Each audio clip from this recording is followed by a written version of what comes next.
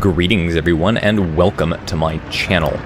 I'm your host Captain Rye, and if you're watching this video on the date that it's published, then I am currently somewhere over the Pacific Ocean, or quite possibly have just recently arrived in my tropical destination. What destination might that be? Well, I'll give you a hint. It has something to do with the ship currently on your screen. In today's video, I'm playing the Tier 9 Premium U.S. battleship USS Missouri here in World of Warships. As the battle gets underway, it's Sea of Fortune, it's domination match mode, and I've spawned closest to the A cap point, so that's where I'm going to head. It's a Tier 9 maximum battle, and there's already a couple of red flags that this battle might go very poorly for my team. First and foremost, I've stipulated that I'm going to the A cap point, and everybody else on my team, with the exception of one lone free radical, is also headed to the A cap point, and it's never good when the team lemming trains one direction. Additionally, there are two premium carriers in the game, one on each team. The first premium carrier is the Enterprise, and that's on my team, so that means any potato, even those who've never played carriers or even reached Tier 8, can buy it and put it in game. And the enemy team, well, they have a GZ Test 1. So you know that's a super tester who's playing a test carrier, and if you've played against the GZ Test series, you know that those things are kind of OP. Fortunately for me, there's only one enemy destroyer, and that enemy destroyer is actually a Sims, so there's no real major threat of being torpedoed by it, so long as I'm just paying attention and constantly changing my speed. Now I get early shots out at one of the battleships downrange there, do manage to cause a reasonable amount of damage to him, turn away as I revealed myself, and as you can see, there's a lot of enemy activity pushing up towards the B cap point. So because of that, turning away, dodged all of the incoming shots, and was able to avoid taking a massive hit. And as a result, I'm going to be back behind this island. Now, the team has fortunately captured the A cap point. This is good for us. We're going to start gaining those points pretty early on. And if we can start killing some of these ships and we do secure a first blood on the team, it means we can establish dominance in the situation really quickly, in spite of the fact that we've all basically gone to the A cap point. The enemy team is pushing B hard though, and they have managed to counter our first blood. Now I'm going to get shots off here at various ships downrange. At this point, they're all basically giving me broadside, including that poor Pepsi Cola who, well, I give him a Citadel, he gets another Citadel, and he's left on very dangerously low health, and he's out of this game.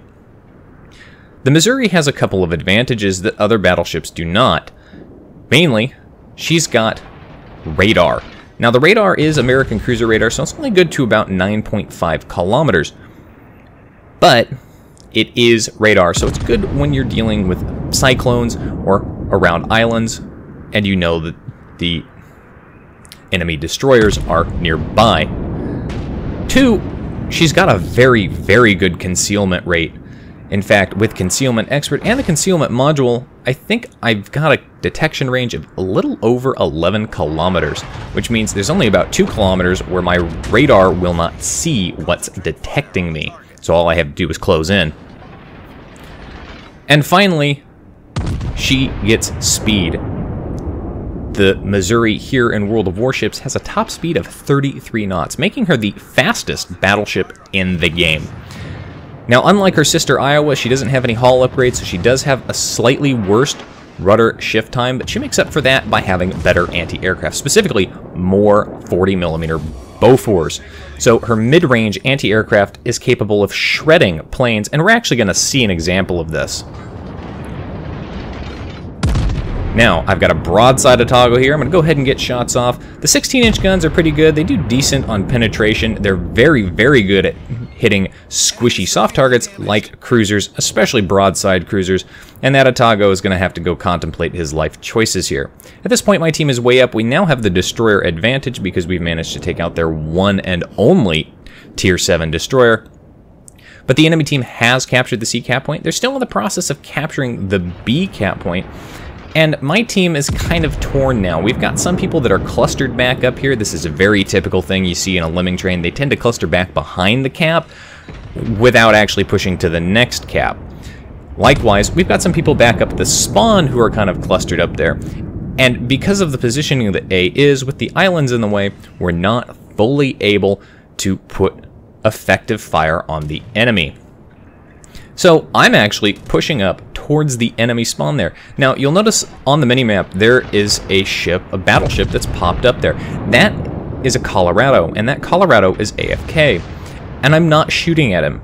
Normally, I say all the time, shoot at the AFK ships. Yes, you're farming damage and it's kind of cheap, but you never know when that guy is gonna come into the game. He might just be spawning in late rather than actually being gone. So I have him flagged for my manual secondaries. Yes, I know, a US battleship captain with manual secondaries? Well, let me tell you what, those manual secondaries are actually pretty reasonable. They've got a high rate of fire, and against softer targets like cruisers and destroyers, these secondaries do a ridiculously good job. Plus, with their high rate of fire, they don't do too bad setting fires. Now, I'm still trying desperately to secure the kill on this Atago, but my shots are missing, or they're actually not penetrating. And remember what I said about that Colorado shooting at AFK ships because they might come back into the game? Well, that Colorado has suddenly woken up, he's gotten into the game, and he's found himself in a very bad situation. So I'm going to go ahead, and I'm going to put the hurt on him. No citadels in that shot, but some great regular penetration damage, really putting the hurt out on him. You can see there his 16-inch guns coming in, impacting my turret faces, and there the enemy carrier has popped up. Now, I actually have one of the campaign missions requiring me to kill an enemy carrier, as well as shoot down a bunch of planes, so I really want to go chase this down. But first, I need to deal with this Colorado. Now, this Colorado's low enough health, I figure I can just shoot one shot. Nope. RNGesus says no today. That shot actually missed completely. One went low, two went high. And by the time I get my second shot away, well, he's dead, thanks to the friendly Ibuki behind me. That enemy Atago still very low health as the enemy carrier's planes come in here. I'm going to try and get shots off here, secure the kill on him. I've done a lot of damage to him. So those shots out, they look pretty good, but again, no with the RNGesus. Those actually just barely missed his bow. So really disappointed there. And now we can really see my anti-aircraft coming into its own.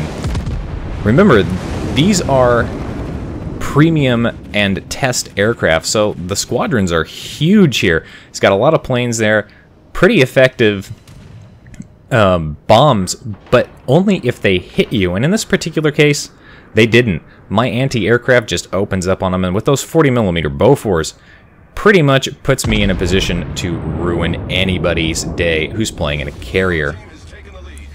Now, while that carrier's disappeared, and I know which direction he's heading, I'm actually going to continue chasing him. Like I said, I'm one of the fastest ships in this game. Well, aside from a destroyer, 33 knots as a battleship, there are cruisers that go slower than me at higher tiers. That's not true. It just feels that way. But you get the idea. I can actually go chase this guy down. In the meantime, I've got broadside shots into all of these enemy ships back up at the C and B cap points. And so I'm going to get shots downrange at these ships, and with any luck, hopefully I can secure a kill on something like the Missouri. Now, I popped my radar because I'm not sure how much concealment that carrier has, and I'm not sure if he's hiding just out of range. Also, I am being detected, but that could be because of firing my guns. So I know at least he's in my gun detection range. More enemy aircraft coming in, and as I've closed in on this GZ test, he is within visual range, so it's about a 16-kilometer detection range for him. I'm going to go ahead and get all my shots off there. Not going to worry about turning my ship the other way. I really just want all my shots to hit him, and I do hit him for a big amount of damage. Again, no citadels here, but cause a significant amount of damage with regular penetrations. And now I'm just shredding apart this guy's planes. But I'm not alone in my anti-aircraft fire. I do have a friendly cruiser next to me. Although, given that it's the Japanese Tier 9 cruiser, I'm not sure whose firepower here is more effective. Probably mine. So in reality, I'm helping him avoid getting dropped on by the carrier more than he's helping me avoid getting dropped on by the carrier. Another big hit there. Again, no citadels, but regular penetration damage. Really want to kill this guy. And so long as we've got him cornered down here, and so long as we're the direct threat, especially considering that we're basically both full strength here, this carrier is not going to be useful or effective for his team at all. He keeps sending aircraft back here to try and spot, but that's not going to help him at all. What he really needs to be doing is sending those planes up north and spotting other ships, because so long as he keeps them down around here, well, we're just going to shoot them down. And like I said, I've got a campaign requirement to shoot down something like 300 airplanes, so this actually really helps me, and I really want this. Carrier's almost dead. The Ibuki almost finished him off there, so I'm really hoping my guns can get reloaded before the Ibuki fires, and I do get shots out there. I should only need one to hit him. Hopefully RNGesus will comply and all those shots will hit. Secured my first kill in the game at 150,000+ damage done so far. And now, the carrier's dead, they can turn it back north and head towards the sea cap point. At this point, the enemy team is down to just 4 ships, but they're not in an untenable position. They do have 1 cap. We're not very high up on points in comparison for the late stage that the game is at. Plus, if you look at where our ships are, there's 2 of us very much so isolated down here, and the remaining ships are back up towards the friendly carrier. Now, they are doing a good job dealing with the threat to the carrier.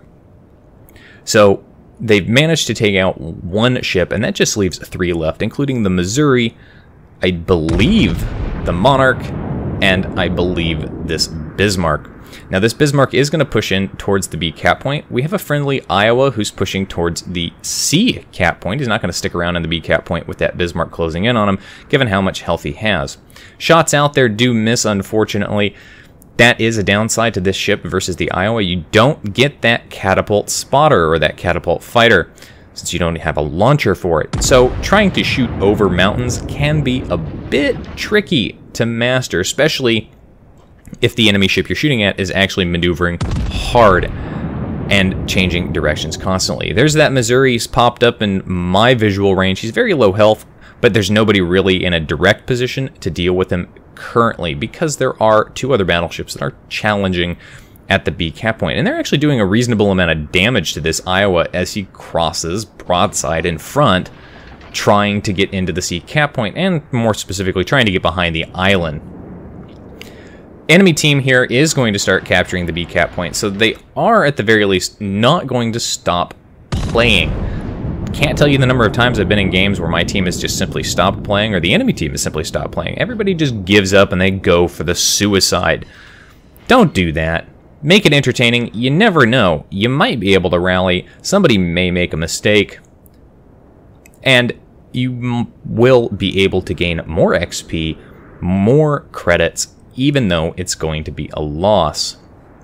My team is capturing the C cap point, though, and now we're really up on points. Now the points disparity comes out here. We're 400 points up, and the enemy team really not in a position to keep gaining them. But see that our Iowa has left the C cap point. He kept running because of the position that Bismarck put him in to keep putting shots on, and now they're capturing B. So at least for a short period of time here, there's a possibility they could get 2 caps, get that points difference, and maybe, again, find easy to shoot targets, like the Ibuki there, and rally back.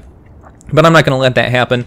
I'm not even going to worry about C. I'm just going to go straight for B now and start defending it. Earn myself a high caliber and a Confederate medal in that hit there at 179,000 damage. Still only 1 kill though. But you can see here, because I'm shooting at the ships that are in the B cap point, I'm actually going to start resetting them. Aim my second shot back at the Monarch to reset him because he's got all the points there. Do that, and now I can start shooting at that Bismarck again. And again, keep resetting them. Resets are just as valuable for XP gain overall. Now I'm going to push in here. Both of these ships are going to disappear, but look at the distance they are from me. I pop my radar here, and any second, yes, they pop up. And now I've exposed them for the Iowa, who is in a position to shoot at that Bismarck. Got that Monarch flagged for secondaries. Those secondaries, again, they're going to do their job. They're going to cause the resets here as this Monarch basically goes to commit suicide by Missouri by turning broadside. Managed to hit him. No citadels yet again, but regular penetration here. Now, that Bismarck, very low health. I actually want to flag him for secondaries as soon as he comes around the headland of the island. It would be nice to get a close quarters in this battle. Something I do need to point out here.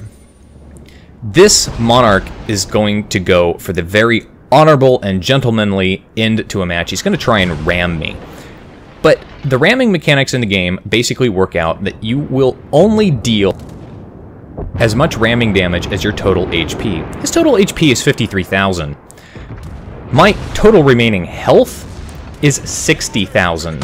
And he's going to push in here. Didn't quite get the close quarters kill on the Bismarck that I wanted. And here comes the Monarch. Is he going to be able to kill me, take me out of the game? Nope. Earned myself a diehard, a dreadnought because of that ramming. Thank you, Mr. Monarch Captain, for your patronage. Overall, 219,000 damage done, almost 220,000 damage, a nice whopping number of aircraft killed. A few citadels here, only 2 kills, but Confederate diehard dreadnought and high caliber in that game. Surprisingly enough, though, top of the team for XP earned at over 3,000 base XP in this game. And of course, you saw the credits earned there, well over 1 million. Anyway, that's it for today's video, folks. If you liked the video, hit that like button, hit the subscribe button, and leave a comment down below. If you'd like to get a semi-regular channel news and updates, you can do so by following me on Facebook. In fact, if you aren't following me on Facebook this week, you probably should. I'll be posting pictures of my trip before I post a formal video. If you've got a replay like this one that you'd like to see on my channel, you can send it to my email address. If you'd like to help support me in the channel, I encourage you to do so. You can become my supporter on Patreon. Any support level does help. And if you would like to watch me play various games live, albeit not this week, you can do so by following me on Twitch. You can find the links for all of those in the video description down below. And as always, I'll see you next time. This is Captain Rye, signing off.